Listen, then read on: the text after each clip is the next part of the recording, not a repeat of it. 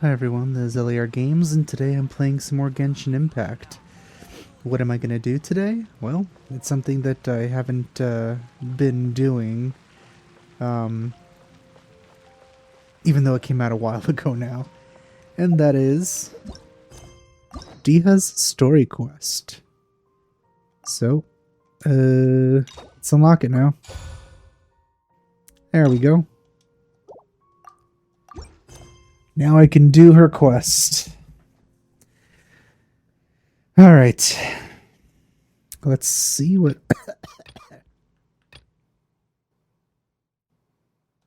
this is going to be about. Sumeru, obviously. And we're going here, I guess.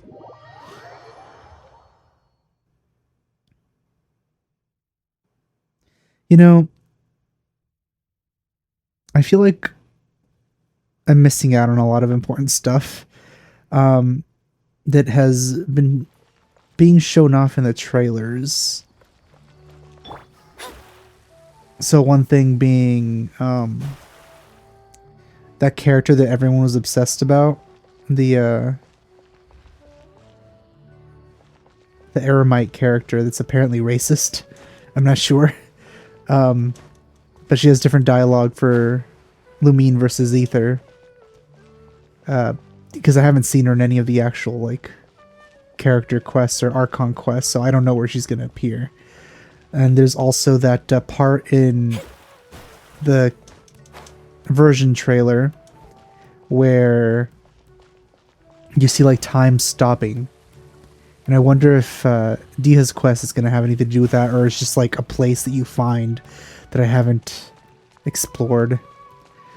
My exploration has really not been great lately. Like, even the chasm, look at that. Everything past Liyue, I haven't really done a great job at. Like, Watatsumi Island, look at that. Though I blame the puzzles. Did I do this one? Yes, I did. See, look at this. I haven't even explored most of this. And of course, Tsurumi Island, there's still that quest that, you know, you can't actually finish all in one go, so I haven't been able to do it. Because I would need to record a whole bunch of different sessions, which makes it impossible to record. So, yeah. This game can be hard to record sometimes.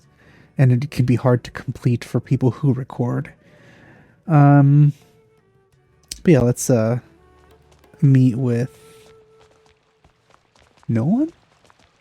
Oh, the Grand Bazaar. Okay, never mind.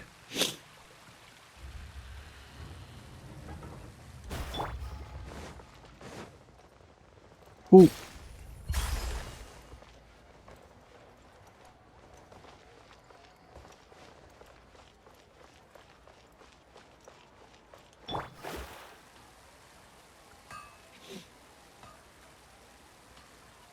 I wish I could run this game at 120 hertz. I mean 120 FPS on my high refresh rate monitor. Alright, let's see. How do we meet her here? What a mouth-watering smell. Paimon would know the aroma of biryani anywhere. Let's go get some. What's biryani? We can still add it to the list. Well, if it isn't the Traveler and Paimon. Ooh, Dingerzad. See you here. Hi, Dingerzad. I actually missed you quite a bit. Hello there. Oh, it's been quite a while. So you two are still hanging out together. Deyha, didn't you say last time that you were gonna head back to the desert? I said I was going to resign from being her bodyguard, not that our friendship was over. We're still the best of friends. The Homayanis also still post jobs from time to time. Their pay is always generous, so me and the other mercs never pass them up. Neat. I told Deyha to just stay at our place when she took one of those jobs a few days ago. My parents were delighted. They even said that it always felt like we were missing someone whenever Deyha wasn't around. That sounds like something they would say, all right. They're always so welcoming. Anyway, the job is already taken care of, so I was gonna head back to the brigade as soon as I finished a little shopping. But the master kept insisting, and I ended up staying for another day. You can stay for as many days as you want, Deyha. Father hasn't even gotten around to treating you to his best dishes yet. You know I'm not the kind of person to stay put in one place like that, my lady. Don't worry, though. There'll always be next time. What? She said they'll treat you to the best dishes! I can't believe you can still refuse that! She doesn't have the same logic as you, Paimon. But wait. Didn't you say last time that you would take me on a trip to the desert? Why don't you just take me with you today, when you leave? There are so many places I still haven't visited yet. I'm sorry, my lady, but no can do. There's still a few things I need to take care of back at the brigade. Besides, the desert hasn't exactly been the most peaceful place lately. Oh, come on. Not this again. That's also what you said last time and the time before that. I know, I'm sorry. Just give me some more time, and I promise I'll plan the best trip ever for you. All right, fine. To be perfectly honest, it's not that I wanted to go, it's more like I feel like something is off about you lately. Problems I'm going to solve, maybe? Ever since you first set foot on the estate a few days ago, you've been acting anxious and even paranoid. Have you been delaying our trip because you've run into some kind of trouble? Nah, are you kidding? You're worrying too much. Would you swear on that? Friends shouldn't lie to each other, you know. I wouldn't pry any further if you're willing to swear on what you just said. But if something really is bothering you, then just tell me. You know I'll help you however I can. Oh, looks like Dunyarzad was onto something. You're too perceptive, my lady. Seems I can't hide anything from you. I just thought that nothing good could come out of telling you about the messy happenings of mercenaries. Knowing too much only leads to more trouble. Mercenary life is a dog-eat-dog world where Mora reigns supreme. Everything operates on a completely different set of rules. That doesn't change anything about what I just said, though. We're still friends, and I can only support you if I understand what's bothering you. My lady, you're not gonna stop until you drag it out of me, are ya? All right, I'll share what I know. Let's go somewhere else first. This isn't exactly the best place for a discussion. You know what? I hope someday the Genshin gets like a character model like upgrade update. That would be amazing. Like optionally for PC or in like consoles or something. Because I'm tired of seeing really blurry textures on NPCs. Try not to draw any extra attention. As you may already know, the Eremites have both a lot of mercenaries and a complex organizational structure.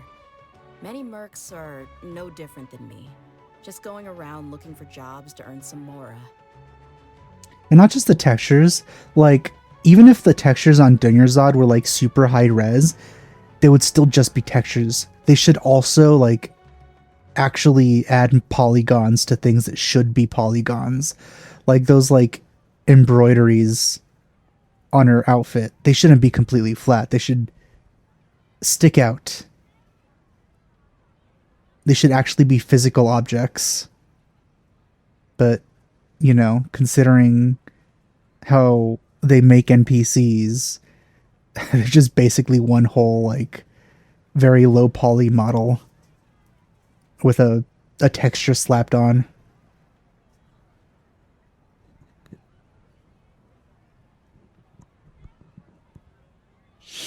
My brigade is called the Blazing Beasts. We're not a large group, but every member is loyal and brave. However, not all Eremite brigades are like mine. Some are willing to cross all kinds of lines for the sake of Mora. The most notorious is a faction known as Deshret's Relics. Deshret's Relics? Judging from the name, they must really look up to... Let's just say the right thing. Yep, you got it. I've heard that you've already crossed paths with Ain al-Akmar. They're one of the groups under the Relic's banner. Oh, you mean the group that tried to sell us the Divine Knowledge Capsule. Yeah, they weren't friendly at all. Right before Al-Haytham helped us out. Deshret's relics is composed of many smaller brigades like Ain al-Ahmar. The relic's headquarters issues orders to all brigades under his control. On any other day, I would want nothing to do with them.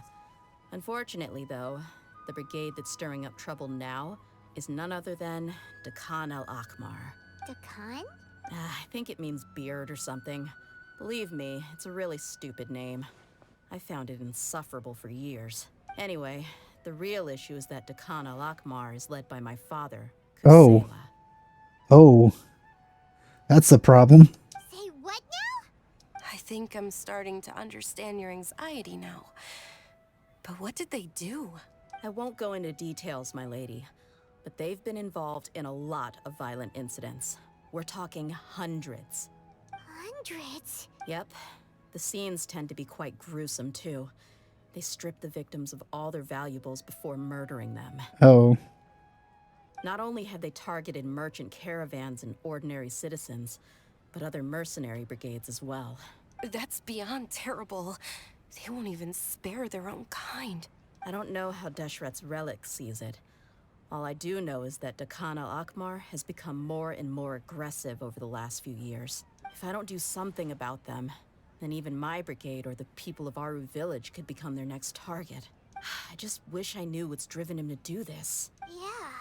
How can your father do such terrible things? I don't know. People change.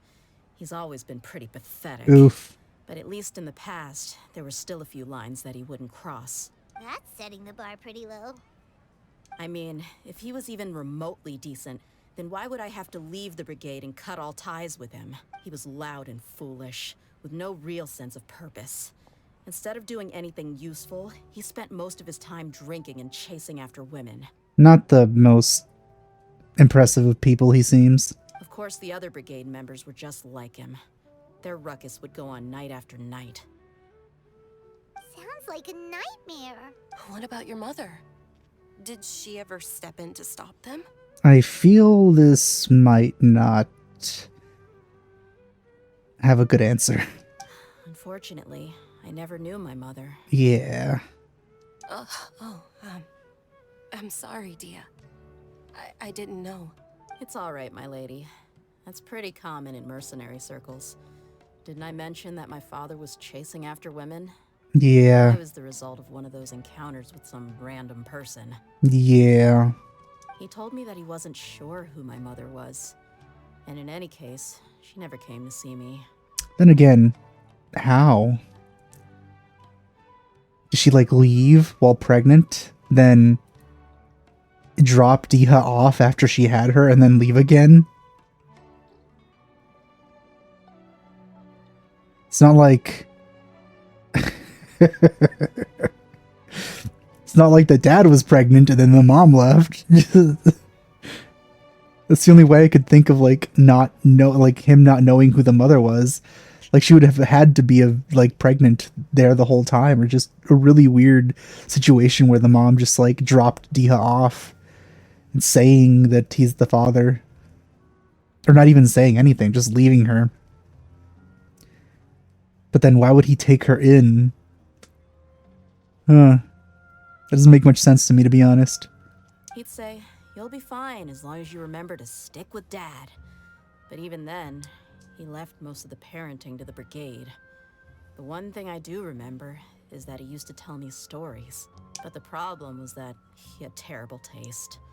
He only knew a few stories, and even those tended to be pretty stale.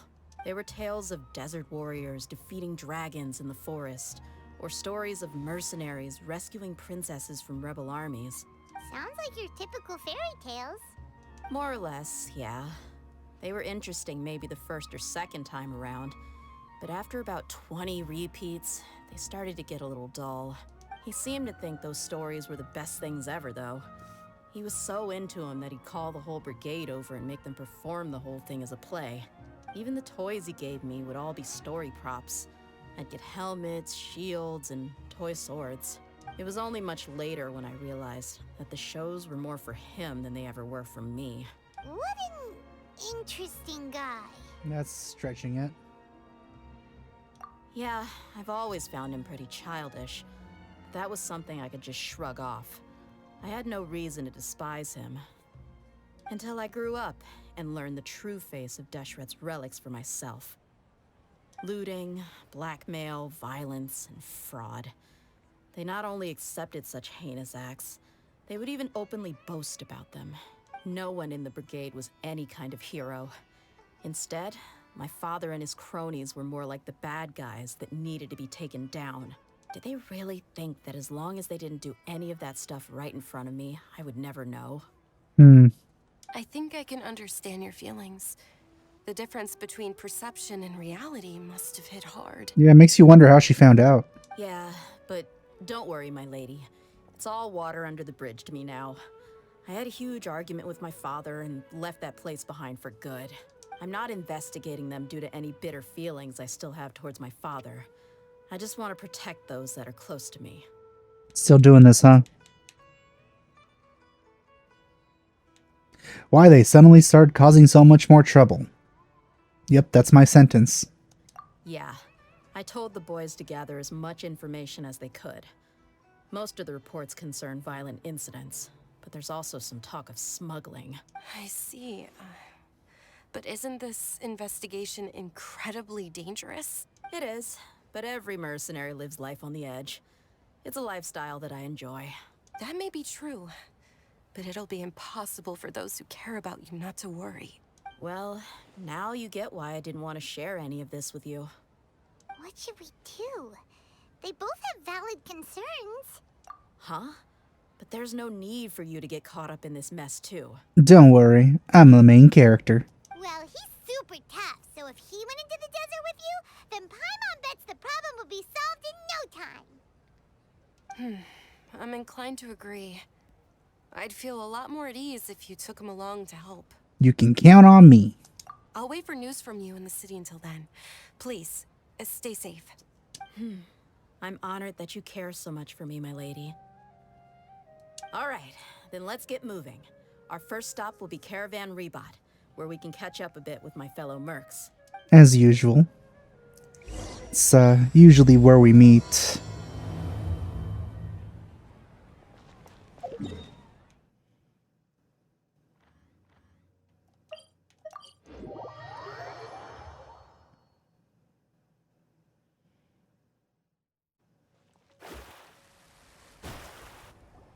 Hey, Deyha, you're back. Are these two friends of yours? Sure. Oh, so you've already become like one of us then? Well, that's good to know. Anyway, since we've got a newcomer, let me fill you in on what the Khan al-Ahmar's been up to lately. They've become extremely aggressive.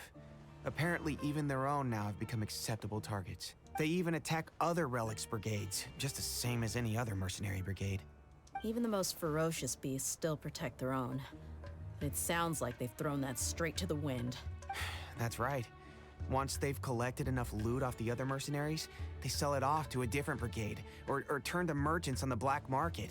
A portion of their profits is immediately exchanged for more food and weaponry to be used in their next violent operation. That's terrible. Yeah, and it really makes you wonder why they're so desperate for Mora.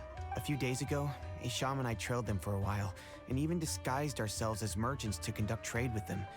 We were able to learn a few things from the exchange. Rather than saying they're out to plunder and hoard Mora, it'd probably be more accurate to say that they're experiencing an internal power struggle. Wait, a power struggle? You heard me right. The vast majority of their victims are mercenaries from the other brigades of Deshret's relics. If their only goal was Mora, they could have gone after anybody. The targeted nature of their attacks points to a power struggle between the different brigades within the relics. That's the only plausible explanation we have. Makes sense. Unfortunately, we weren't able to find out anything more specific. It seems they're also trying to keep things under wraps. Oh, one last thing we discovered was that over the past few years, as the Khan al-Ahmar became more and more active, Deshret's relics as a whole became a lot weaker. It sounds mighty strange to me too. Harun, you can leave the rest of the investigation to us. Gotta say though, I didn't expect you to go on a whole undercover mission during the few days I was gone. Sounds like you were really putting your necks on the line, no? Nah, it was nothing. We're just as concerned about the situation as you are. The Khan al-Ahmar is your father's crew after all. I like how he still has like the tall, lanky model that all NPCs have, but under it he has a six-pack. Like under his, well, clothes. I don't actually want to call him that because it's just a texture. The the skin underneath and the clothes are just one texture. That's what I was talking about. They really need to work on that. What he said. Besides, Deyha, haven't you done more dangerous things than all of us combined? What we did is nothing compared to your experiences. Yeah. And while they went to talk with Khan al-Ahmar, I took a look at the last camp they attacked. Any survivors of the attack were already long gone. There was nothing of value left in the camp. Ah, Hisham and Khalaf. You're here too. We rushed over as soon as we saw you come into Caravan Rebat. Although this new friend of yours looks a little green behind the ears, I'm sensing a special vibe from him. I do look like that? Now that we know Well, we'll have a capable partner, I can't argue against that, we to can be also rest honest. easy. You can see my stomach. Hey, what about Paimon? Feel anything special? Oh, you're also planning to tag along with them? It's not weird that you're floating or anything. Of course! Paimon is the traveler's most important guide. Wherever he goes, Paimon will follow. Shouldn't it be the other way around if you're the guide? Oh, in that case, then you'd better take care of her too, Deyha. Don't underestimate Paimon! What can you do, Paimon? Don't worry about her. She may look tiny and helpless, but she's been through just as many battles as the traveler here. Not participating, mind you. Just being there. Even if she had only survived on sheer luck, then that alone would still make her quite formidable. I had no idea. I guess I shouldn't judge by appearances. Oh, one other thing, Deyha. When you're free, why don't you update the deputy about your upcoming schedule? We held another recruitment event a few days ago, but everyone only came to see the Flame Main. You weren't around at the time, so people were pretty disappointed to only find our crew of rough, unkempt guys. The deputy put a lot of effort into the event, but it was basically for nothing. Only a few people chose to stay, and that really got to him. Sorry to hear that. I'll be sure to bring him some great liquor next time. I left in a hurry and I couldn't make it back in time for the event. Gotta admit, I can understand their disappointment, though. You're our brigade's main selling point, after all. Now, if only the deputy could figure out a way to bring a few more smoking hot members into our ranks. Keep dreaming. Remember the last time I invited a couple gals into the brigade? You all just froze up with your mouths gaping like a bunch Seems- of scarecrows. That brigade is a bit of a sausage fest then. The awkward silence and weird expressions left quite the impression on them. They were originally interested in joining us, but after that, they both told me they were too uncomfortable to stick around. Hey, didn't we agree to never bring that up again? They interact fine with Deyha, though. Huh? Wait, are you serious? Why have I never heard about this? I don't think you were part of the brigade yet. Are you kidding me? I missed a once-in-a-lifetime moment like that, and you weren't even gonna tell me? You missed girls thinking you were creepy? All right. We can tell you about it later. Now's not the time. Hey, don't you try to change the subject. You and Hisham get your butts over here and tell me everything right now. Are they always like this? More or less. There aren't many rules or graces when it comes to mercenaries. We're used to just speaking our minds. If someone starts getting under your skin, you just yell right back at them. And if that doesn't put an end to it, then you just challenge them to a fight. But we also don't tend to take many things too seriously. Being direct and getting it all out of your system as soon as things come up is better than keeping everything bottled up, never talking about it. I should put Benny Hill music there. Are they gonna keep doing that? No. That's also why I never spare their feelings when I talk to them. If I want to laugh, I'll laugh. If I'm angry, then I'll unload on them. It's hard to stop once you get used to it. Though, I can never do that when I'm with the Homayanis. Hey, knuckleheads! Can you at least tell me the rest of the intel before you go back to your bickering? Yeah, you hear her, Holof? Told you we gotta focus on the investigation first. I drew up a map. Right here is the spot. There you'll find the merchant caravan responsible for getting rid of Khan al-Akhmar's looted goods. All you gotta do is wait and ambush them in the evening. They'll have no idea what hit them. Perfect. Thanks for that. Be sure to pass my regards to everyone else in the brigade as well. Will do. You stay safe, Deyha.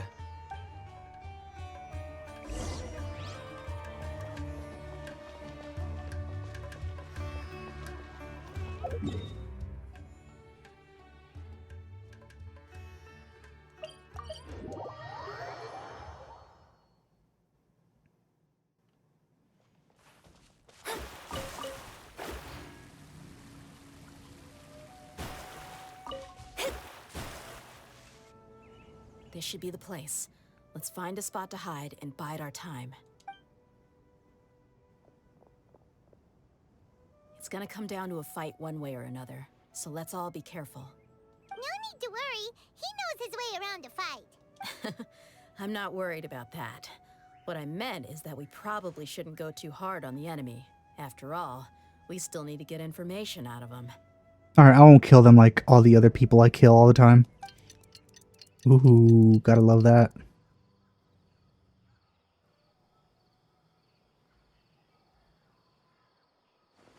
Ah, here they come. You ready? Let's not give them a chance to react and end this quickly. They really should add some more poses and animations. Like, can't be... What's stopping them from doing that?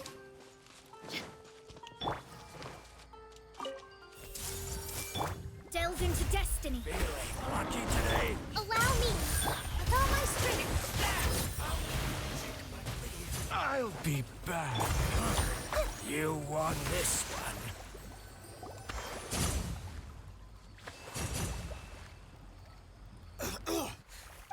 You're the Flame Mane. That smug face. It's actually kind of cute. Good. That saves me an introduction. All right, time for a little talk. Are you buddies with Khan al-Akhmar now? Tell me, what are they after? You know the code of being a mercenary just like everyone else. The first rule is to never divulge key information about our employer.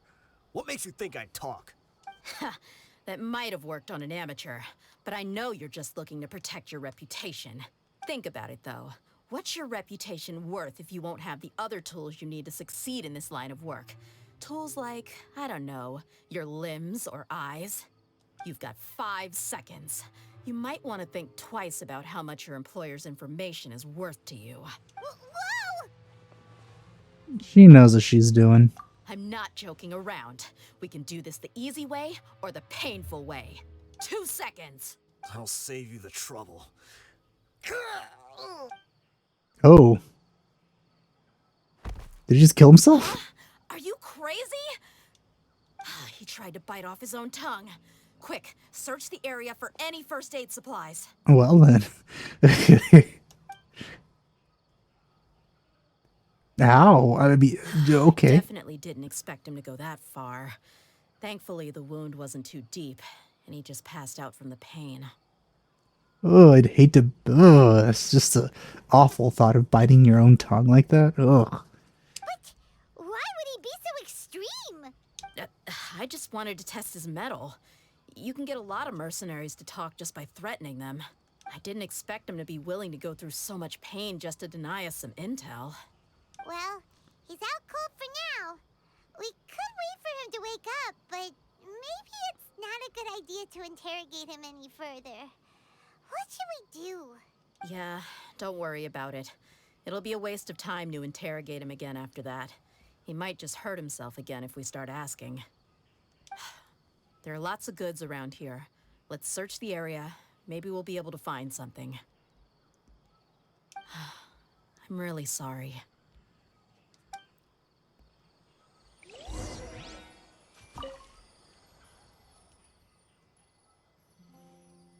I mean, I assume he has no tongue anymore. Or maybe he just, you know, couldn't actually bite through it. He just has an injured tongue now.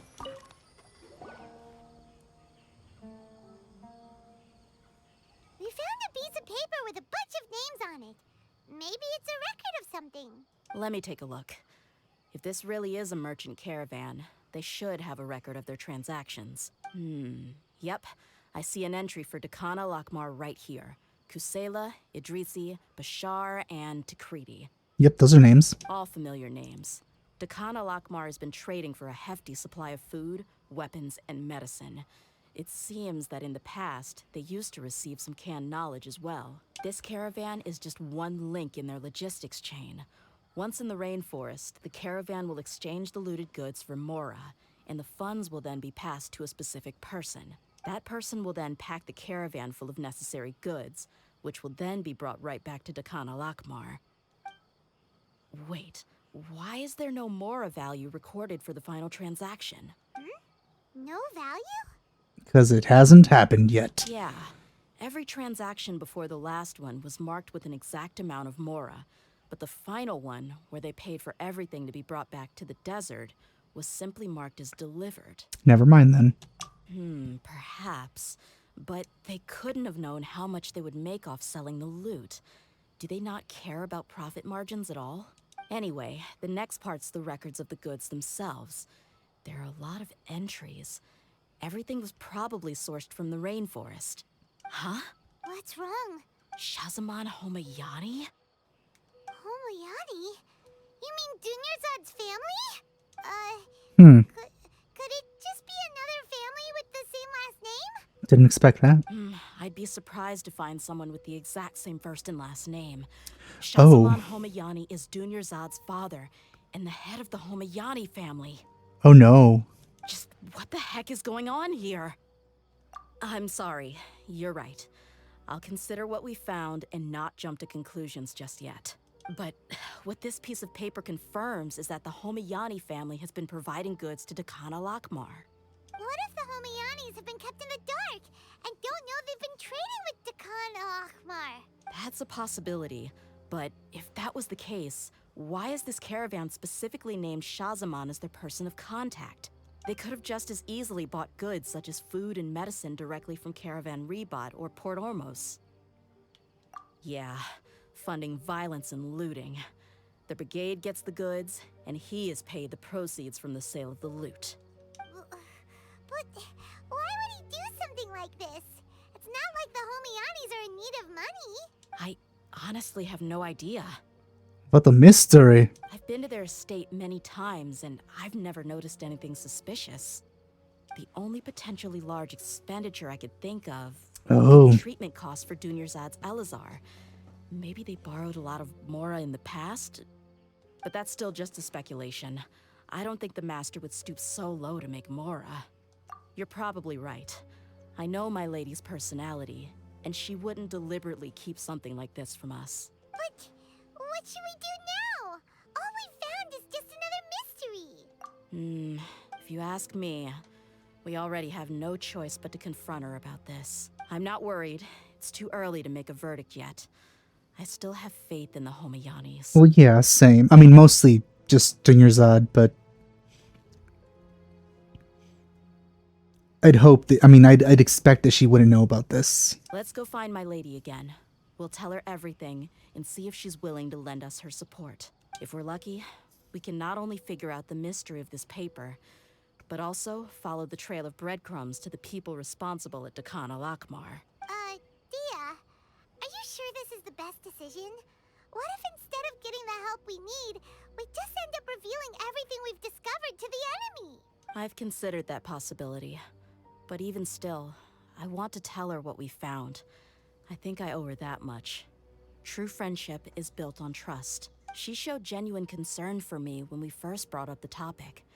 I can't repay her kindness with doubt and suspicion. That's not how I deal with people. You're right. Paimon wants to trust Dunyarzad too. Yeah. Let's pay another visit to Sumeru City.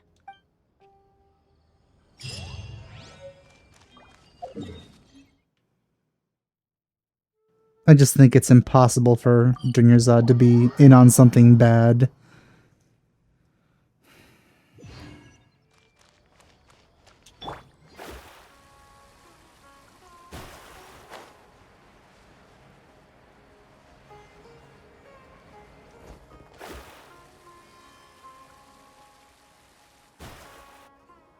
we're back, my lady. Oh, you're back a lot sooner than I expected. You mustn't have run into any trouble then. Well, how did it go? What did you come up with? Actually, we're still investigating. It's just that we've discovered something strange. I see. The clues you found have led you back here, in the city? Something like that. Yeah. You all look a little dispirited. Whatever you found must not have been very encouraging after all. Why don't you discuss it with me? Maybe I'll be able to say something to cheer you up? Well, that's what we're hoping. It's okay, my lady. It's not so much about me being upset with my father or anything like that. How should I put this? So something is wrong. Even the Traveler and Paimon have been uncharacteristically quiet. Yeah, and I'm usually so chatty too. On any other day, Paimon would have already waved to me with a smile and shouted, "Dunyarzad, we're back!" So tell me, what happened? Well? My lady, please prepare yourself for what we're going to tell you next. It concerns the Master. The Master? You mean my father? Okay, I understand. Don't worry about me. I'll listen as attentively as I can. My father has been supplying goods to Dakan al-Akmar? Yeah, it makes as little sense to us as it does to you. I've never doubted the Master's integrity, so I'm having a real hard time rationalizing how he could ever support an infamous brigade like them. Maybe he's not actually aware of the full story and just stumbled into the deal by accident. Yeah, what's the deal here? Like, what? I can't help but agree with the Traveler. Huh? You mean you feel the same way, Dunyarzad? Thank you for sharing all this information with me. Now it's time for you to die. You know too much. Since you've told me everything you know, I should also tell you about some doubts that I've been harboring for quite a while. In the past, I thought that my father hired a bodyguard for me so that I wouldn't run away and get lost. However, there are plenty of capable mercenaries in the Corps of 30. Why did my father go out of his way to hire Deyha? About that. Well, the Homayanis really needed bodyguards, so they reached out to the Blazing Beasts. Later, the Master told me that I was one of the best mercenaries he'd ever seen, and that I should stick around to become one of his bodyguards. He offered me a pile of Mora, so I just signed on.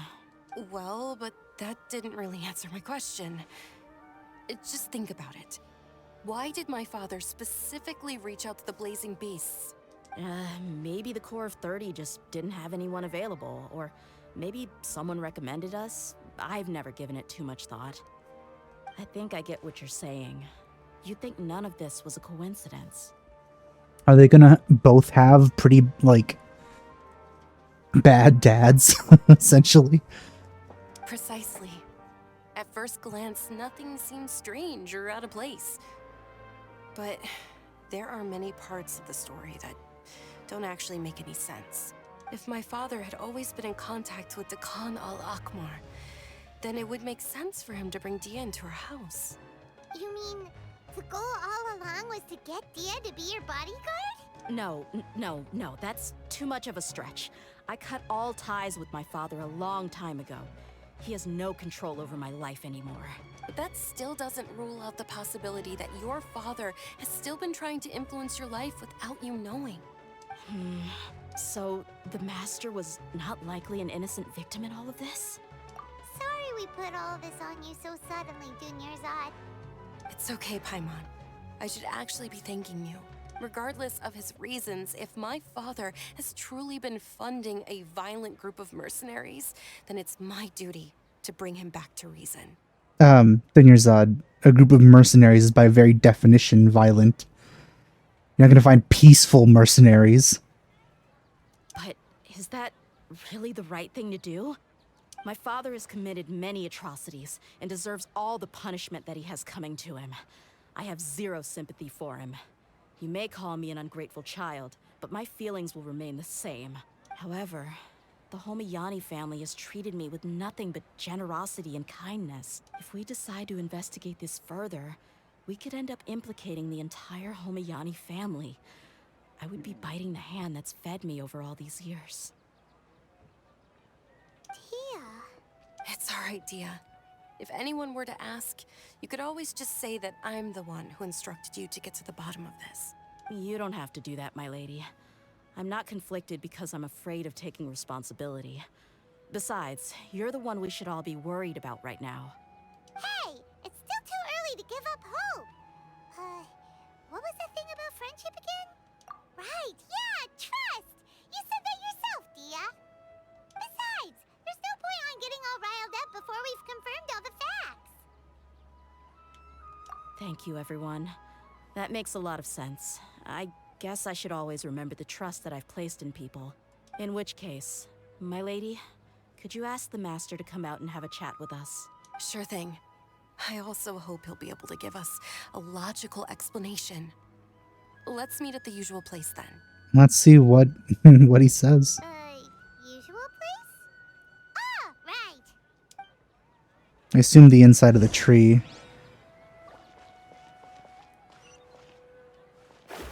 The bazaar.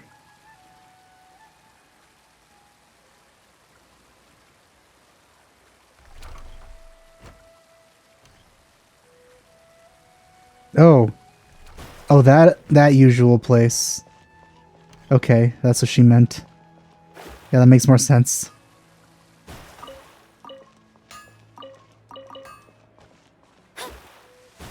Makes a lot more sense.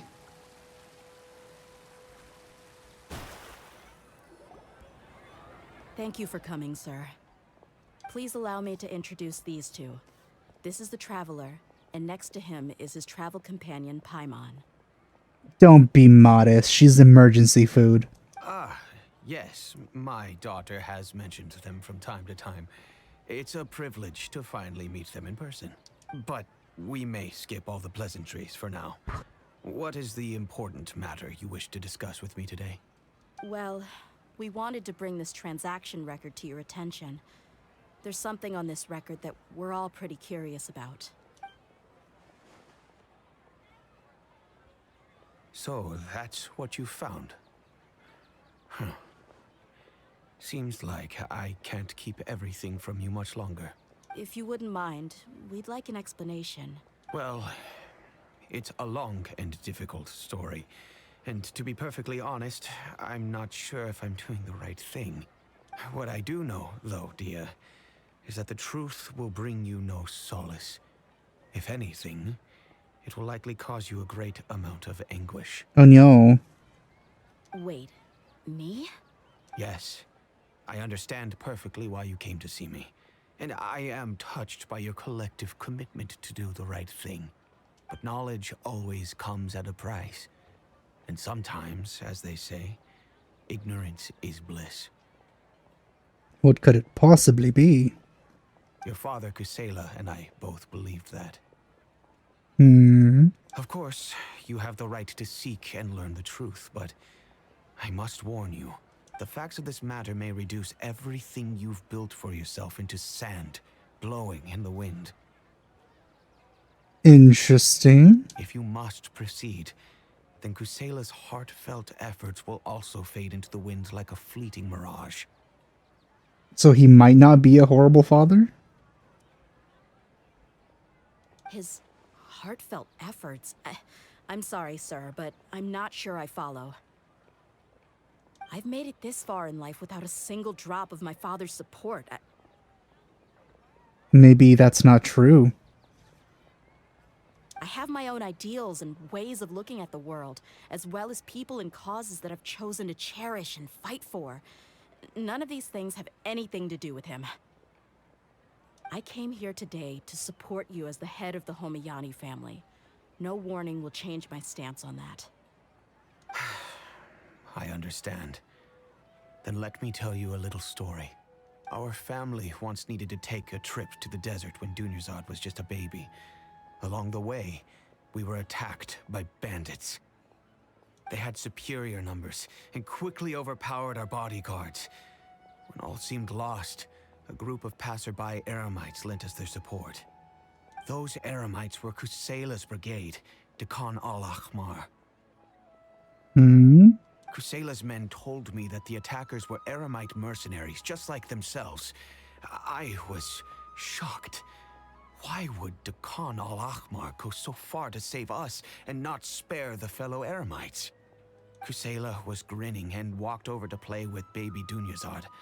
She was startled by his unfamiliar face and nearly started crying. Really? I never knew. He said that he had no particular reason to help us. He just took pity on us because he had a daughter about the same age. Interesting. We started talking about our children, and I sensed that he was a devoted father. To repay his kindness, I hired his brigade to help out at our estate for a time and offered everyone generous remuneration. So, that's what happened. It was many years before I saw him again. I almost didn't recognize him the next time he came knocking on my door. The man I knew to be strong and healthy had been reduced to a shell of himself. He couldn't even walk anymore without his cane. So, what happened to him? He was perfectly fine when I left the brigade. I'm not too sure myself. The only thing that didn't change was his cheery disposition. He said there was absolutely nothing to worry about and that he had gotten into a fight. That was all. He then suddenly asked me if Dunyarzad, now that she had grown, would need a bodyguard of her own. At the time, Dunyarzad was going through a particularly severe bout of her Elazar. There was no need for her to have a bodyguard when she could barely leave the house. But he kept coming back to the topic. Come on, it never hurts to be safe. How do you know a bodyguard won't come in handy one day? I was completely lost at first, until he recommended the Blazing Beasts, and in particular, a mercenary named Deyha. So he was the one who recommended Deyha to you. Indeed. He didn't say it out loud, but it was clear that he saw Deshret's relics as an evil group who would eventually corrupt every member in their ranks. He was already beyond redemption, but he hoped that he would be able to detach his daughter from the vicious world of mercenary life. If Deyha could stay in my house and keep working as a bodyguard, then gradually her affinity for the desert would decrease, and she'd be able to leave her previous life behind. Interesting. And that's why you offered her such generous compensation? Yes, but not just because of that. From the moment that he asked me for that favor, I also began to see Deyha as my own daughter. And that's also why I tried to persuade you to stay when you asked for permission to leave. I was willing to spend however much it took. Kusela saved my daughter and I all those years ago in the desert. I could never refuse him entrusting his daughter to me. He was always like that, acting like he's oh so smart and self-righteous. Kusela said that he'd reimburse me for a portion of Deyha's fees. I refused to take any mora from him, but he'd always sent me funds anyway. Eventually, I just accepted them as a token of his gratitude. And that went on for a while until I received another letter from him a few years ago. The letter contained a request to help him buy food, weapons, medicine, and even explosive materials. So Dia's been Dunyarzad's bodyguard for like years. Like probably like 10 years or something. Wait, isn't that around the time that Dekhan al-Ahmar started becoming more aggressive? That's right. When I started to hear some nasty rumors, I became wary. I wanted to meet him face to face to discuss things. But by then, he was no longer receptive to my requests to talk. If I had to guess, it's probably because he doesn't want to put Deyha at risk. That thought occurred to me as well. I figured that he probably came to me for help because he had nobody else to turn to. After some deliberation, I decided to send him some food and medicine. I turned down all his requests for explosives and weaponry. I am aware that even such a reduced gesture of support could lead to others coming to harm, but I could not simply reject his plea for help. In the end, it probably was the wrong decision. I plugged my ears to the rumors and just chose a solution that made me feel least guilty about myself. If you can, please tell me where he is now. None of the things he's doing right now make any sense if he's just trying to keep me from getting tangled up in his world. If all he wants to do is steer clear of me, then maybe he shouldn't have brought me into this world in the first place. Oof. Oh no. Deyha, please don't feel that way. I'm just angry because I can't wrap my head around any of his actions. Another way? I don't know. I knew him, and he was nothing more than a childish brute. I can't understand what's going through his head. But I guess you do have a point. We haven't uncovered the whole truth yet. We still need to figure out his exact actions and reasoning for these last few years. I'll do my best to help. Of course, anything between the two of you would need to be resolved between you and him alone. And me watching, of course. I don't know Kusela's exact whereabouts. Outside of supplying his brigade with some goods, I tried my best to avoid getting involved any further with him. However, there's a man on the list named Jawed. He used to be a mercenary in the desert and is now a member of the Corps of 30. He's responsible for supplying weapons and liaising with the Dekhan al-Akhmar's merchant caravan. I think he should know Kusela's whereabouts. I've heard that he likes to have a few drinks alone and enjoy the cool wind at night outside the tavern. Maybe you'll be able to find him there. Understood. Thank you, sir. Then I guess this is bye for now, unless... I'll stay and be with my father here. To be honest, I'm still a little dazed and haven't finished processing everything quite yet. My father has indeed done something wrong, but if I think about it, I'm also not sure if there was a right way to handle this problem. I feel like our only course of action is to turn everything we know over to the Corps of 30 and let them render judgment. Yes. I am prepared to accept whatever verdict they choose. It's time to face my mistakes. I almost read that as milkshakes. I don't know why.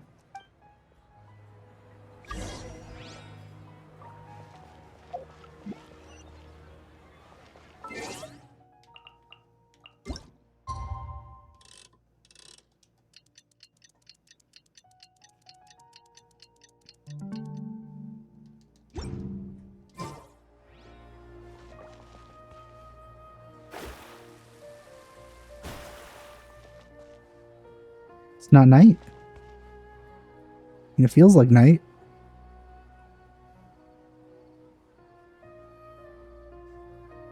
Oh wait, there he is. Huh? Who are you guys? I know what you've been up to. Smuggling weapons to violent brigades in the desert while working for the Corps? Pretty bold, if you ask me. Shh.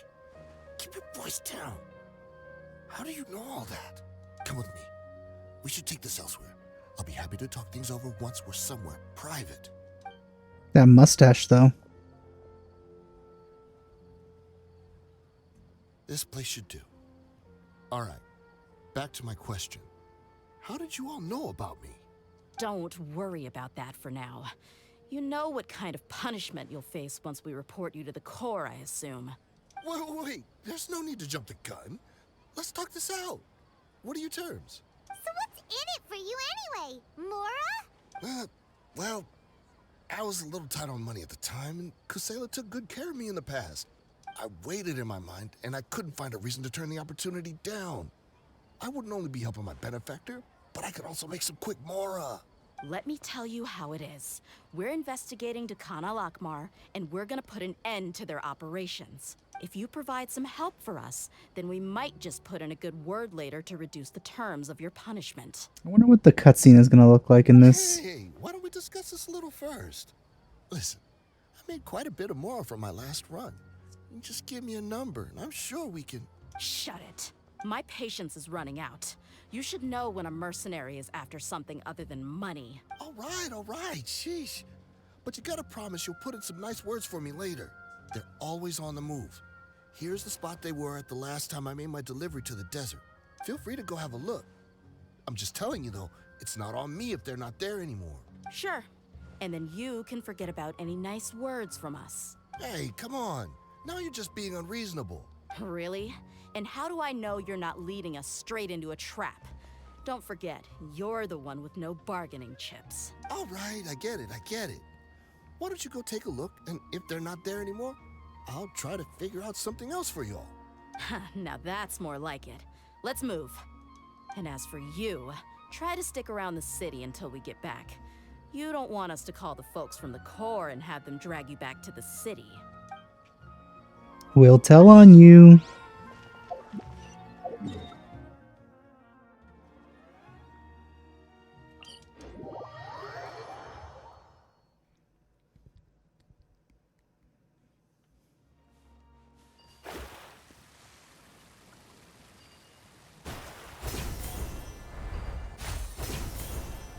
I've never done this, it seems. Well, that's not gonna happen. Breathtaking.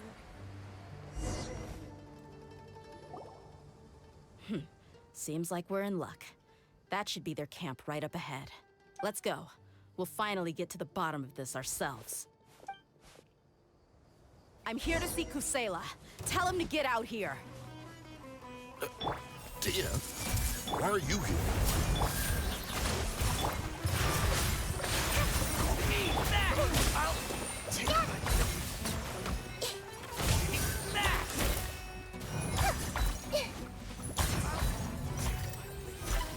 Haven't you all done enough?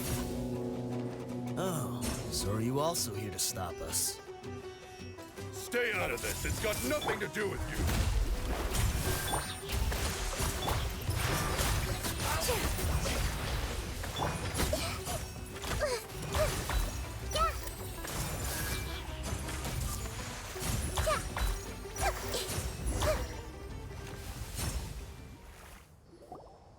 A lot of explosions. So strong. What about me? Enough fighting. We all know each other, and I don't want to take things too far. Just bring Kusela to me. There's no use hiding him anymore. Did you understand a single word I just said? Or do I need to bash your skull in some more? All right, everyone, let's all just calm down for a second. Deyha, the boss can't come out and see you anymore. He dead, ain't he? He died a long time ago. Oof. What? Seems like you've been out of the loop for a while. Guess that's for the Guess best, that's why you though. didn't meet. At least that's what the old man wanted. When did he die? What happened to him?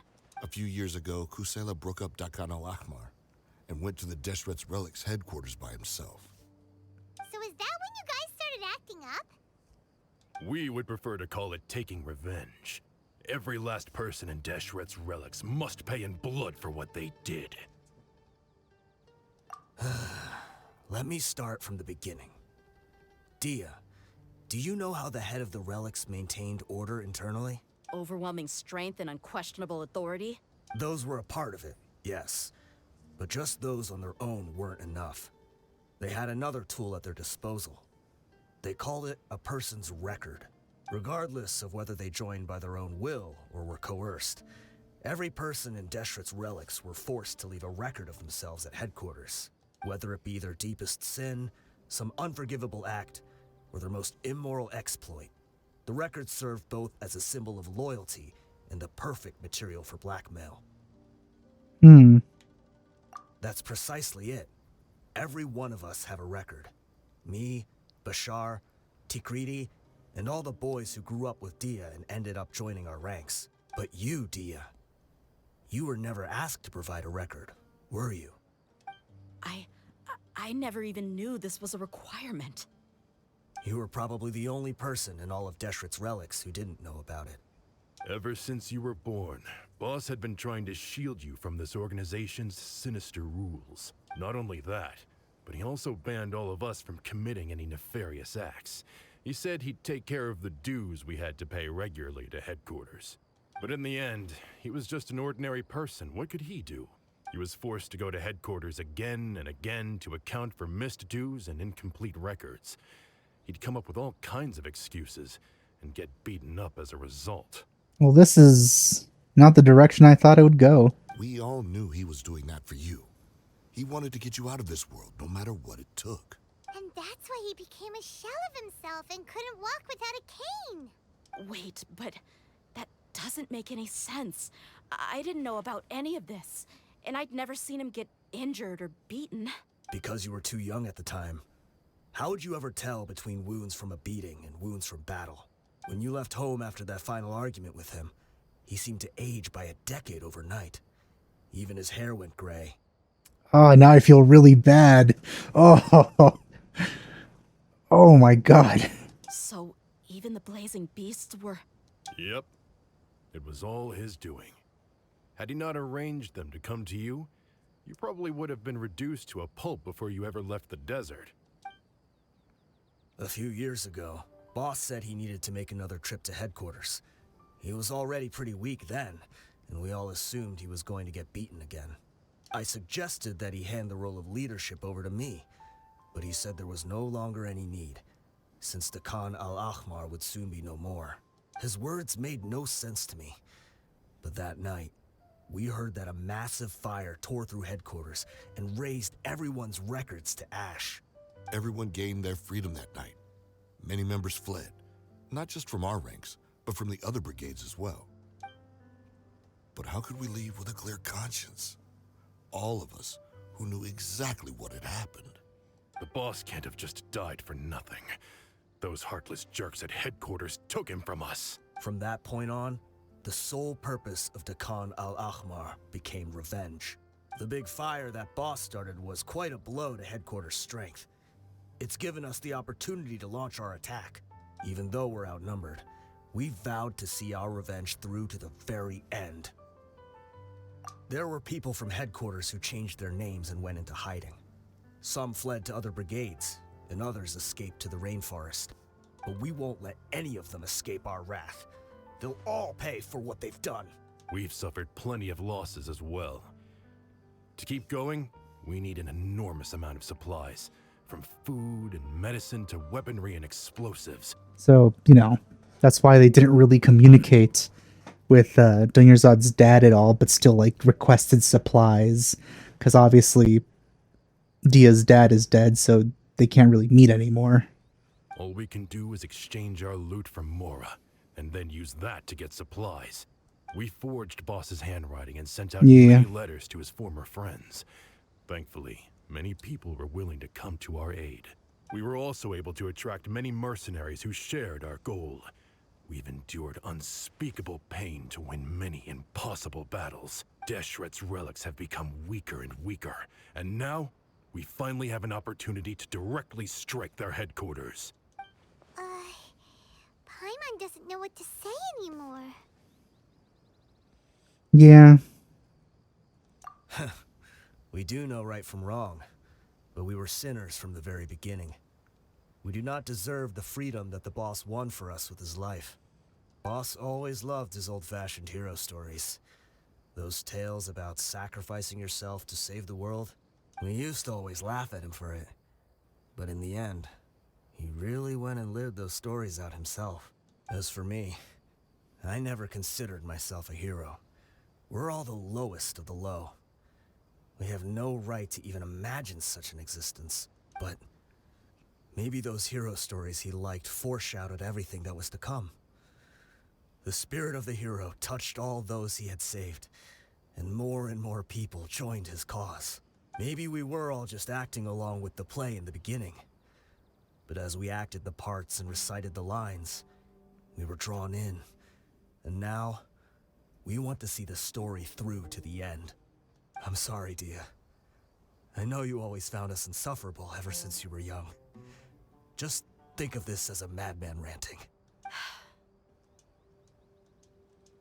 I'll go with you. Huh?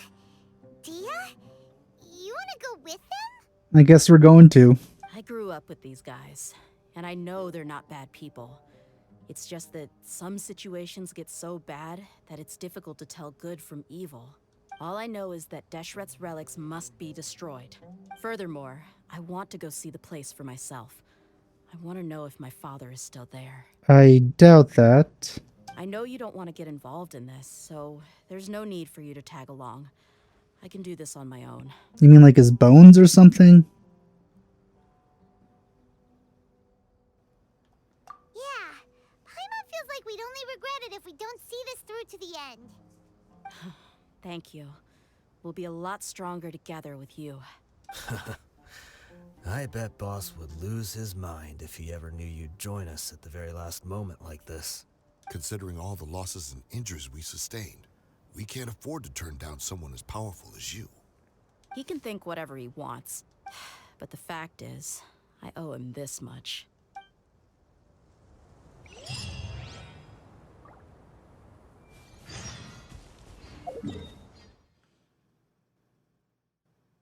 Ooh, I've never been here before.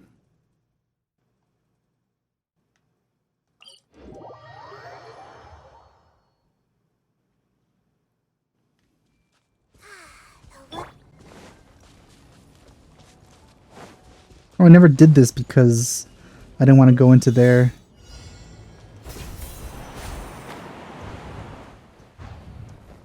Oh, missed that.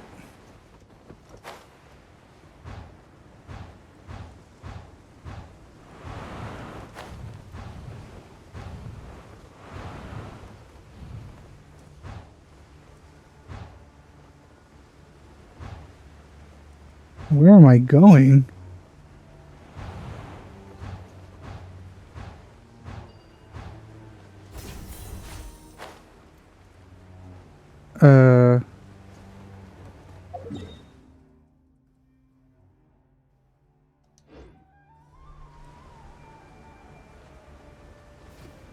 Hello? Did I do something wrong here? I feel like I did.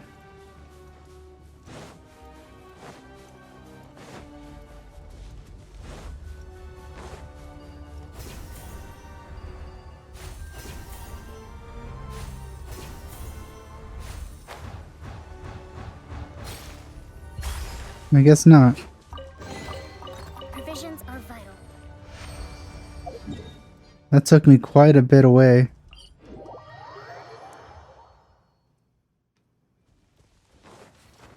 Let's move out.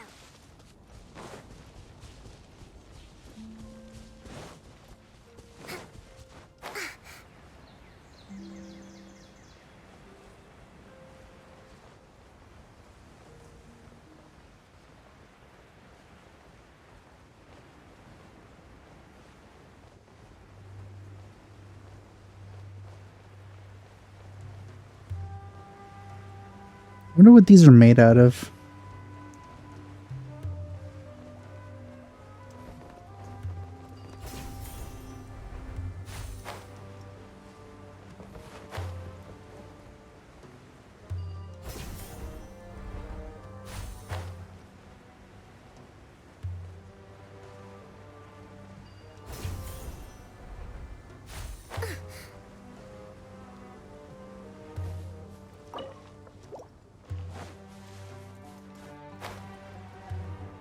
Ooh.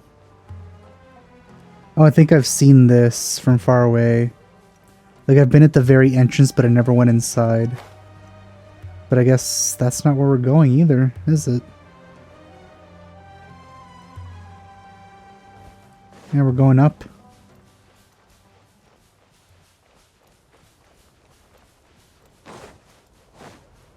Let's move out.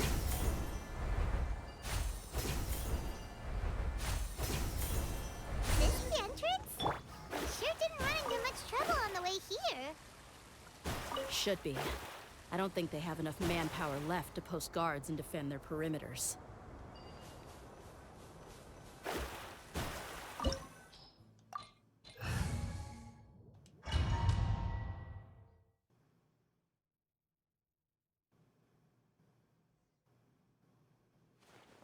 Wow. Paimon didn't expect it to look like this on the inside. They should all be holed up in here. Don't know how many people they've got left, though. Who cares? We'll round up all of them. Still, we should be careful. Even if they've only got one shot left, it could still take us out. Yeah, we'll know what they're really capable of once we've landed some hits on them. Thanks for ignoring my comment, guys. Deshret's relics may have been a force to be reckoned with before, but their name means nothing now. Yeah, they don't stand a chance with you here.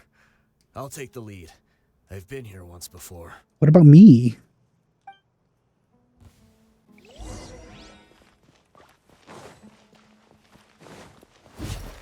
This is interesting.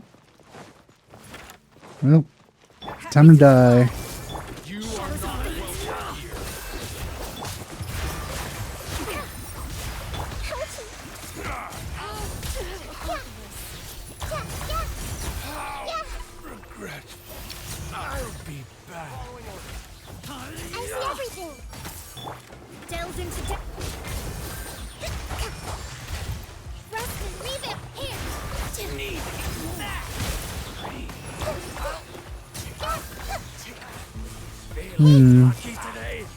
A lot of guys here.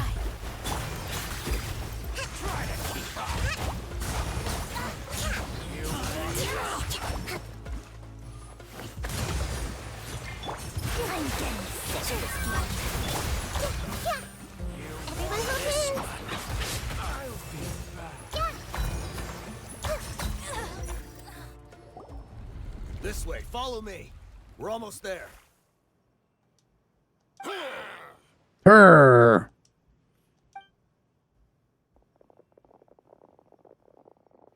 Wait!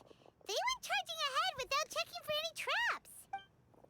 They all get... Oh, they're all trapped. Hey, you guys okay? It seems like we just got trapped in here. Don't think we triggered anything else. Fortunately, there's zero soundproofing, so we could easily hear each other. Watch out, the enemy's coming from ahead. Well, now that things have come to this, seems we'll have to fight our way through. Don't worry about us. We knew something like this could happen. Go and take a look around. There could still be another way through. Let's go! We can't let the boss down! Let's check if there's another way! The sooner we can make it through to help them, the better! Oh no, I see a puzzle. Let's see. I think I see a way through over there, but it's being blocked by something. Let's try our luck with that mechanism. Okay, let's go!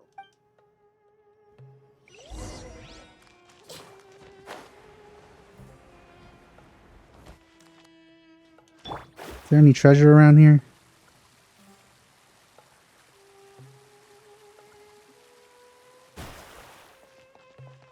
Doesn't seem so.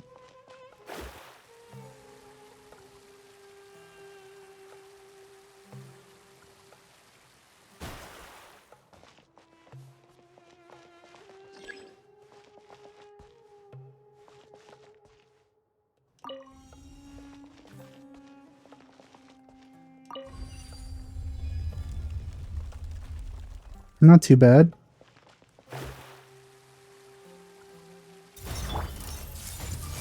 Delve into destiny. Allow me. With all my strength.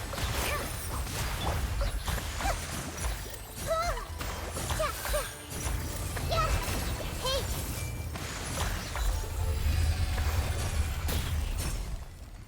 No loot.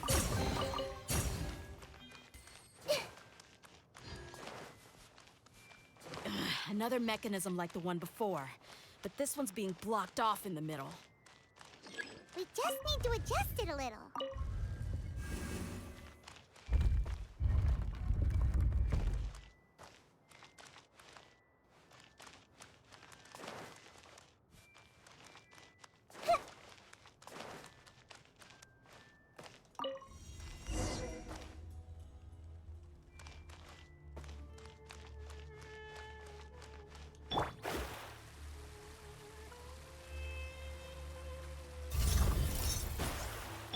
I see everything. Shadows of fate. Rest and rebuild. Here. All eyes on me. Everyone hold hands.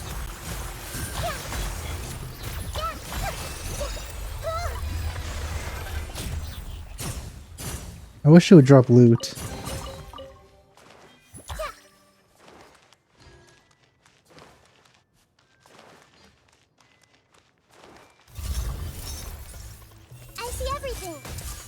Delved into destiny, decided by destiny.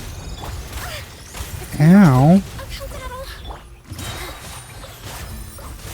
Dance with the waves. Hey.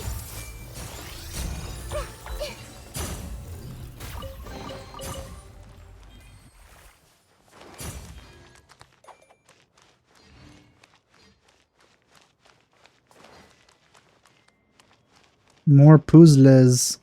No.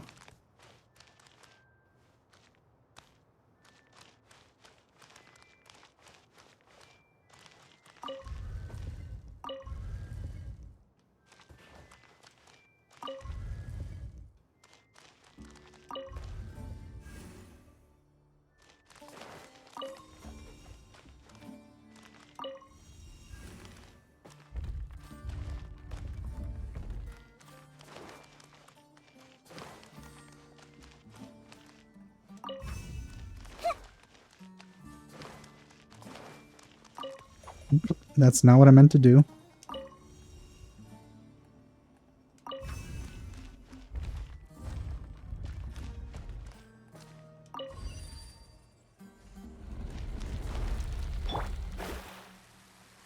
Wow, that seems like an arena.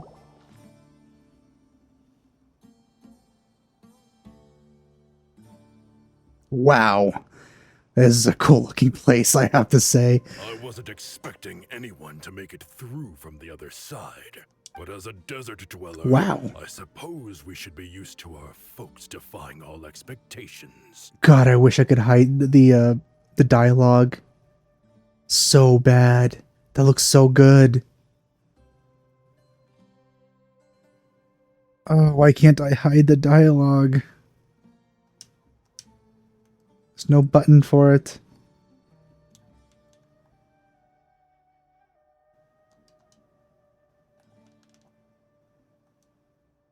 Yeah, there isn't. Dang it. Don't waste your breath. You have nowhere to run. Run? Had I wanted to run, I would have fled 1,000 times already. I witnessed the golden age of Deshret's relics.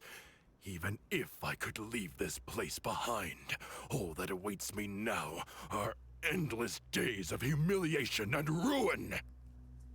Even now, my brothers and I still believe in one thing. The greatest should never live to remember their fall. So you want to go out in a blaze of glory. Let us draw our weapons! We will show them the true power King Deshret bestowed upon his followers. They are but two, while we hold within ourselves the entirety of the relic's glory. Wave one, I really like how domains are now just so like actually incorporated into the locations. This doesn't look like a weird void place like old domains used to look like. This actually looks like a place. We're just getting started.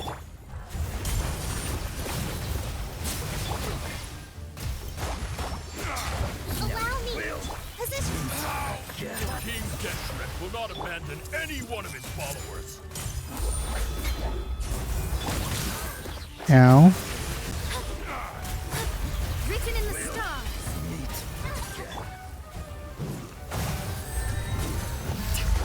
Hold on. Hold the line. With all my strength. Your brothers! This is where we prove our fate. You all just want to die? None of us plan to leave this place alive! Well, that's gonna be arranged.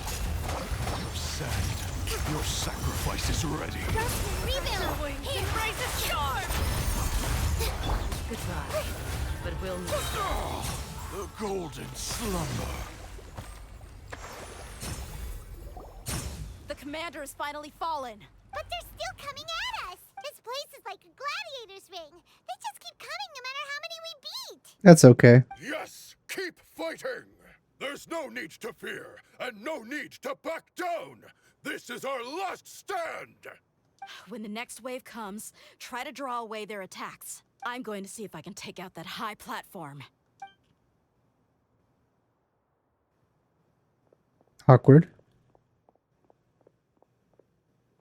Get out of my way! Come and face me, Michel! Ugh, so they've broken through the front as well. Apologies, Lord Michal. They fight like absolute madmen. No matter how much we throw at them, they just keep coming for more.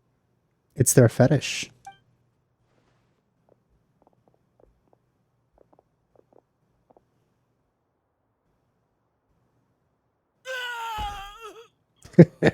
So, it would seem like this is the end.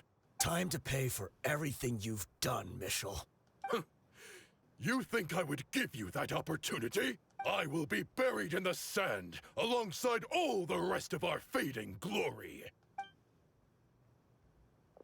Hey, wait!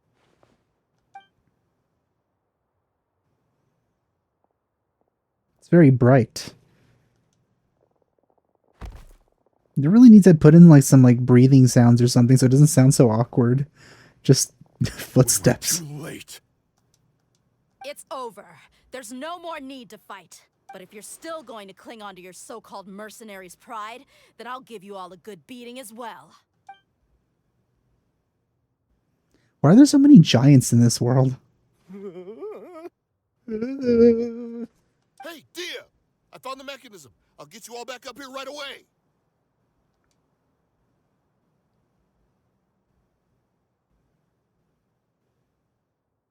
Let's go.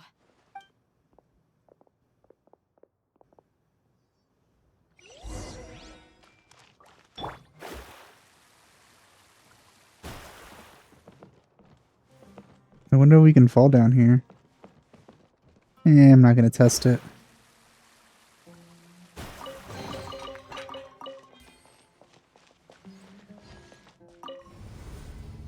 That's a cool elevator.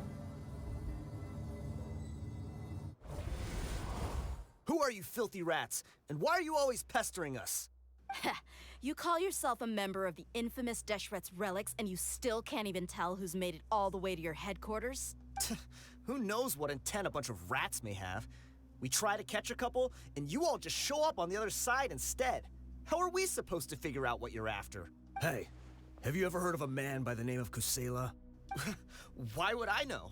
It's not like I'm in charge or anything. This is your last chance to talk. Hey, I said I don't know anything. I'm just an average member here. I'm telling the truth. Considering what you just saw, I'm surprised you're able to be this defiant. If you're here to find someone, why don't you look through the records yourselves? Who can remember every name and face with so many people coming in and out every day? The irony. His life became a light for so many, yet to others, it wasn't even worth remembering. Where's the records room? Answer me! It's right over there. All the files are in there. You can go through them as much as you want. It's not like any of them still matter anyway. I mean the old records room. The old records room? You mean the one that got burned down? Kusela. Ah, yeah, I remember him now. The guy who could hardly walk. Watch your mouth. That's our boss you're talking about. He was definitely faking it. We all let our guard down as soon as we saw him come hobbling in. But in the short time it supposedly took him to take a dump, he'd already gotten away and started a fire in the records room. Got away? He couldn't have possibly outrun us if he wasn't a fraud. And after that, Deshret's relics fell into complete disarray. I don't think he ran away. Stop wasting our time. Every one of us here is perfectly aware of what he had done. Tell me, where is the old records room? It's just over there. Go see it for yourself if it means that much to you. There's nothing left in there but ashes. No human could ever survive that kind of inferno. Bashar, Tikriti, let's go. We'll leave the others here to guard these guys. Spare them no mercy if they try anything.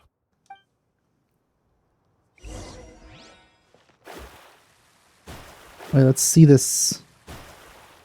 Can we actually... No.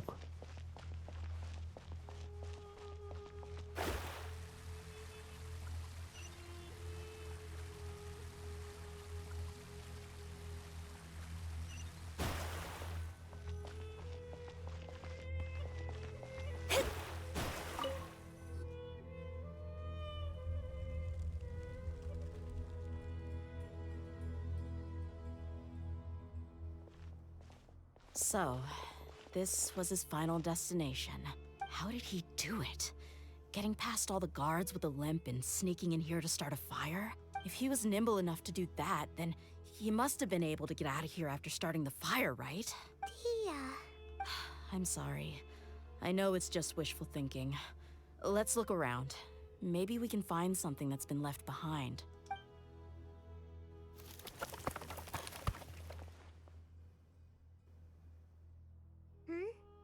Is this a cane? It must be the one that Dia's father used. Kusela. Yep, thought so. Thanks for everything, boss. We're fortunate to somehow find that cane after that fire. Let's split up and look around some more. What if something else has been left behind? But what else could survive a fire like that? Huh?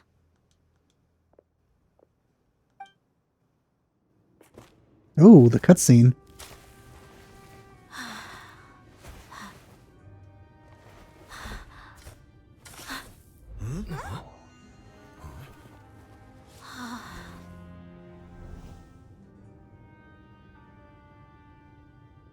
Thought so. Wait! Isn't that the toy sword you played with as a child?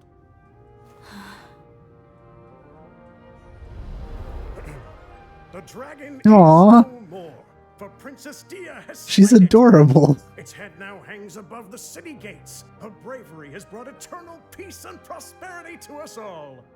Deyha, come on. This is the most important line. You can do it. Oh my god, she's so adorable. You defeated the dragon. Everyone's waiting for your speech. Still too shy, huh? All right, I'll do it. I hereby proclaim our victory. Evil shall plague us no more.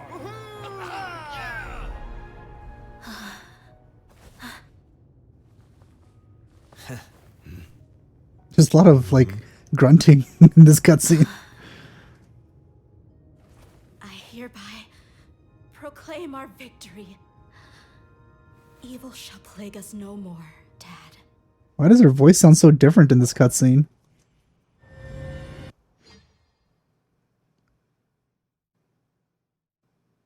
Okay.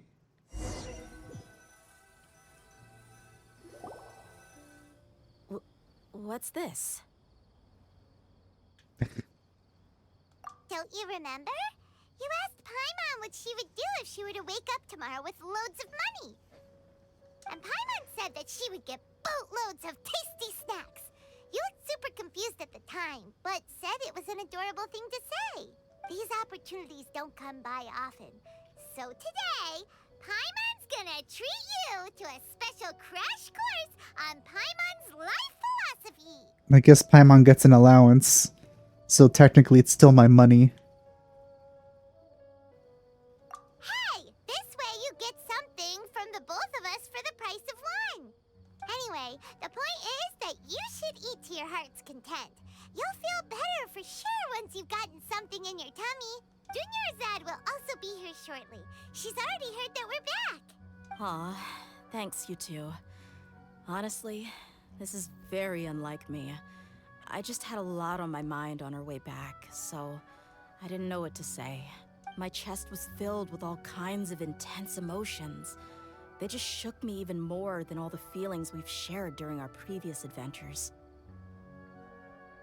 But when everything came to an end, those emotions also vanished without a trace, and I was left feeling more empty than ever before. It was as if I'd lost the thing that was most important to me. For some reason, like, Kid Deyha was a lot more adorable to me than, like, all the other kid versions of the characters that we know. Like, Shinyan and Fischl. I don't know why, but I just liked Lolly Deyha. She was adorable. Yeah, you're right. To many mercenaries, Mora is the most important thing in the world. But perhaps to us, it's the most worthless thing of all. Idrisi and the others all used to say that they would quit if there was no Mora to be had. But when it came to avenging my father, there was no Mora to be made anywhere.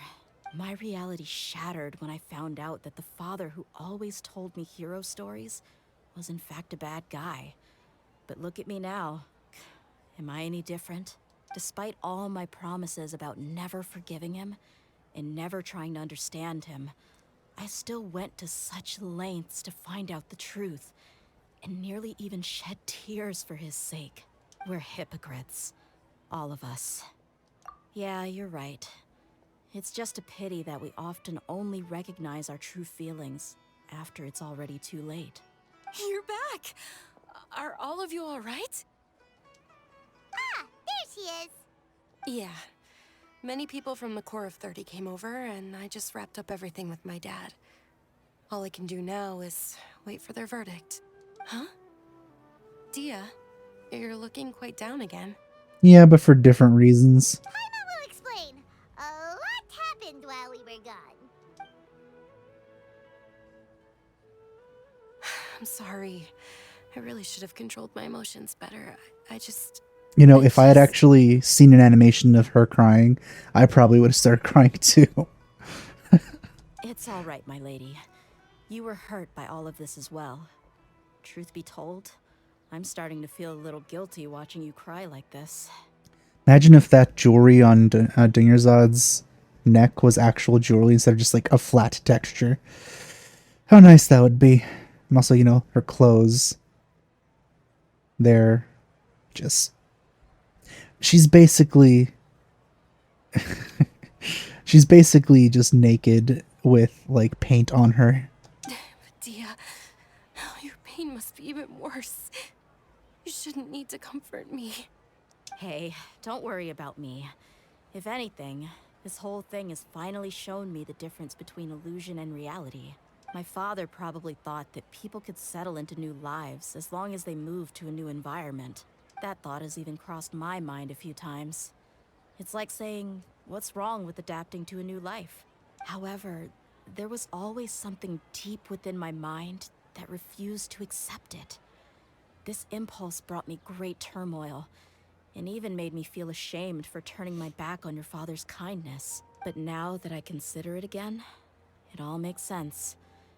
The desert sands are a part of who I am, and I will never be able to lead a peaceful existence. I understand how you feel. That doesn't mean I won't be making any changes to my life, though. As an example, I'm now thinking about taking on some small odd jobs. It's just like Idrisi said. I also want to catch up to my father and become a character in his play. Even if the ending of the story may be childish and ridiculous, it won't really matter. Isn't that neat, though? Oh, you'll be a whole new kind of mercenary, one that's not out for Mora. She's kind of been that way for a while, to be honest. Why don't we go for a change of scenery once we finish eating? What about stopping by the Grand Bazaar again? Right. You said you wanted to get a rug for your family. We'll come along too.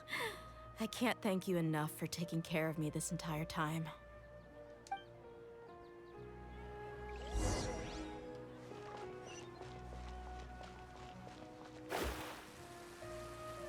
I wonder how this is going to conclude.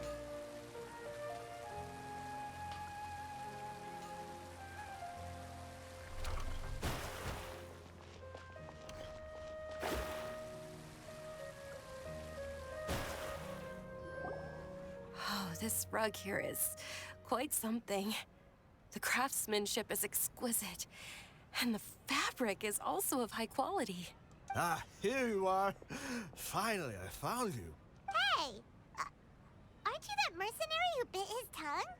You can still talk? Apparently he didn't bite it completely off. Wait, are you here to take revenge on us? What are you talking about? Do I look like I could take you all in a fight? I Ugh. just came here to give you something. I'll be on my way to give myself up to the Corps after this. Once I woke up, I hurried to the Khan al-Ahmar's camp, hoping to alert them to your presence. But when I got there, I found no one except the members who were still too injured to move. Him talking hurts me physically. Ah, so you probably got there after us.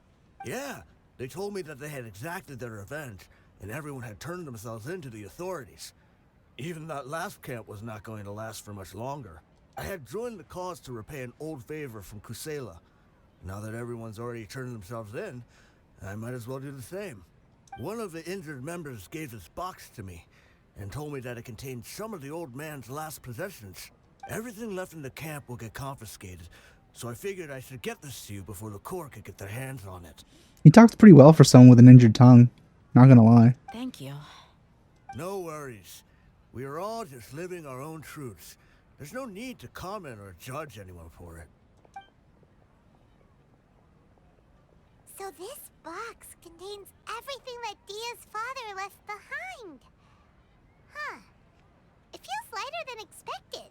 Probably gonna be like a really significant small emotional thing. Well, back in the day, the first thing he did with any Mora was spend it on things like drinks and meat. But let's see what's inside. What's this? It's just a bunch of junk. Ugh, it kinda stinks. Probably things that belong to Dia. Perhaps it's just been left unopened for too long. A handwritten copy of a storybook. The paper's already yellowed, and it looks like it's about to fall apart. It was against the Academia's rules to possess books for personal use. If he was going to break that rule, he could have at least copied something useful. That probably means this was really important to him. And here are a few bags of children's snacks. The packaging's completely deteriorated. Maybe that's where the smell was coming from. Did he get those for you? Yeah, but here's the thing, though. Even when I was a child, I was never a fan of these kinds of snacks. He'd always say that he got them for me, but in the end, he always ate more than I ever did. Who even leaves snacks in a box like this anyway? Isn't that just common sense? Forget it. Let me see what else is in here. A razor, some buttons, some round iron tiles, a wooden toy puppet. They fit an entire razor in there? Wow. Thought there was only one in Mondstadt, too. A wool scarf, which from the looks of it probably belonged to a woman, and a hair clip? Why are these things here? Maybe they belong to your mom. I'm suddenly feeling a little scared. I'm sorry, my lady, but this is just the kind of man he was. He probably saw this box as some kind of personal trash heap and dumped any and everything in there. Don't think that's the case. Two empty liquor bottles. Tell me, you guys, are these the kinds of things that a normal person would leave behind? Is there really no meaning to this? Huh? There's something in the bottle! Oh, you're right. All right, I got it out. It seems to be a piece of paper with some writing on it. The bottom part's all damaged from moisture, though. Let's hope the writing didn't smudge. Hey, look! The paper holding animation is back. I was suddenly seized with an urge to write a letter after finishing this bottle. I just folded it up and left it in the bottle, though. If I end up forgetting about it, it won't really matter. To Deyha. Oh. It's a letter for me? Huh. I did not expect that. It's all right. I'll just read it out. If he went to the trouble of writing a letter, there must have been some important things that he wanted to say. Or at least record down. My condition's becoming worse and worse. Whoa, you're doing a good job there. Without a cane anymore, much less go out and have fun. Guess I don't have many days left. If you're reading this letter, then I suppose I'm already long gone. You're really good at doing his voice, Deyha. You were adorable as a baby. Everyone loved you. And regardless of whether you were crying or laughing, everyone enjoyed having you in the group. But once you grew a bit older, you were no longer nearly as happy or cute. It's probably Idrisi's fault. He was never up to any good. Can you believe this guy? He can point the finger at himself. Anyway, back to the point. To summarize, I'm writing this so you would know not to feel sad for me, even if you end up finding out the truth. The reason being that I was never your father to begin with. You what? Wait, what? Surely, He must be joking, right? I don't know. You what? I was quite formidable when I was young, and 100 times cooler than some so-called flame main. Really felt like the whole world was under my feet. With just a teeny tiny bit of effort, I felt I could rule over the entire desert. But as fate would have it, I went out into the desert for a drink one day and discovered a baby in the sands. It was you. I knew it. That's the only way you couldn't know who the mother was. You were just lying there, small and helpless. You were so tiny that if the wind blew for just a little while longer, you would have been buried forever. But your cries were so loud they made my head hurt. Now that I think of it, you really were a bundle of energy. Can't believe I predicted that. Serious? I told Idrisi and the others that I had slipped up with a woman while out and about. None of them even doubted me. I'm sorry that I had to lie to them for so long, but I really had no other choice. I was their most esteemed leader, after all. It's not like I could just tell them that I suddenly wanted to play at being a father. At this rate, I'll puke up all the liquor I just drank from this bottle. Anyway, Deyha, you possess the kind of freedom and kindness that we could only dream of. As far as how you should live your life, that'll be up to you to decide. Dithering intensifies. That's the end of the letter. That was a twist that I didn't expect. Well, I mean, this had a couple. In the end, he was still thinking of me as a little child. I suppose, or I would have suffocated under the sand a long time ago. He was a good father to you. The fact that he wasn't a blood relative doesn't change that. Yeah. It's just a pity that we had to learn the truth of everything like this. Do you already have some ideas about the decision that he wanted you to make? I do. If he first found me alone in the sands, then I want to try my hand at finding the person who abandoned me. I feel if we do end up doing this, it'll probably be in like a second part. I just have one wish. To tell them a story. That there once existed a childish and foolish jerk with a heart of gold. And that only under his care was I able to grow and mature into the person I am today. If you end up finding any leads, can you share them with us? We go on adventures all the time. Maybe we'll be able to find some information for you. Sure, I appreciate it. I wasn't expecting you to be so enthusiastic. I'll help too. Thank you. All of you. Thank you so much. My life has certainly had its twists and turns, but I've always considered myself lucky. Because no matter where I've gone, I've always been surrounded by incredible kindness. That was a good story quest. See, this is what I'm talking about. These are the good kinds of quests. You know, the ones that actually focus on the character that is supposed to be about. This was all about Deyha and her origin and stuff. That was great. There needs to be more of that.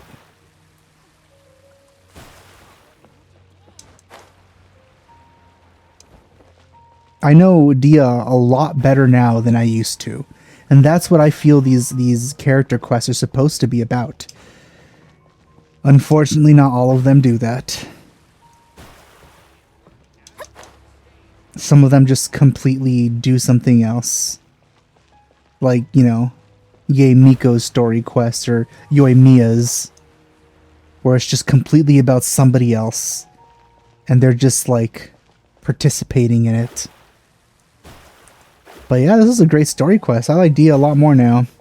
And Lolly Deyha was really cute. That said, I hope you enjoyed watching me play through this story quest. It's been a long time coming at this point. Thanks for watching. I'll see you guys next time. Bye.